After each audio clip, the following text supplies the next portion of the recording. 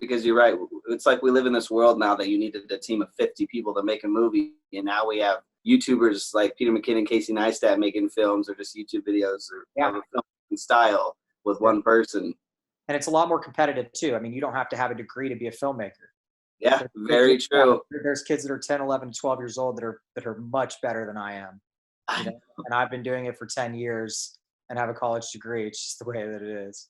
Yeah, dude, that conversation of is college worth it? You know, like, because it is. I mean, people can just, as long as you get a decent camera, you know how to decently write. I mean, there's so many things you can just learn on YouTube alone. You can go on there, learn script writing, learn filmmaking, learn how to use the latest high-tech cameras and all those kinds of things with a type of a search button rather than going and paying X amount of money for college and time and commitment.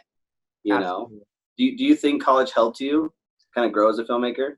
I think college helped me because I met a teacher and her husband while I was in school. One of my professors and her husband I worked with for a significant amount of time, and they were master's students from NYU, and they had been in the business. They had written scripts for big time people.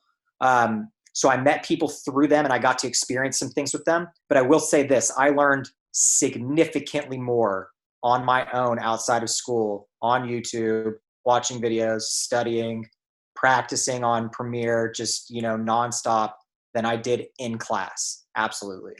Dude, that's so, I feel the exact same way. It's like, I feel like I learned, 90, 95%. It was just really, I think the nice part is about having professors is you learn so much. And when you have questions, there's just some questions that Google can't answer. Yeah, of course. And it's so nice to go to a professor and be like, listen, this is what I'm trying to do X. Do you think the branding is right with Y?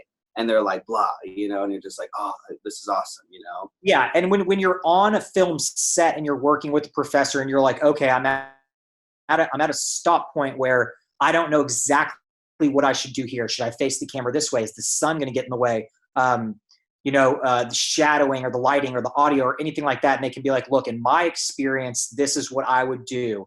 You do what you think is best, but this is what I would do. And you can say, okay, well, I have two perspectives now. What I thought I would do and what somebody that's been there has done it. And that's something that you can't always find on YouTube by looking up a question. That's probably that 5 to 10% that you do learn, but it's invaluable at the same time. Yeah. But yeah, I definitely learned more just doing it on your own. And I think it's that way with a lot of things. Like if you're going to be an engineer or a doctor, school is still very important. But for what we do, you're going to learn a lot more just going out and doing it on your own. Yeah, because there's a very big difference to go to YouTube and trying to learn what does frame rate mean compared to how to have open heart surgery. Yeah. It's not going to be a 15, 20-minute video. Exactly.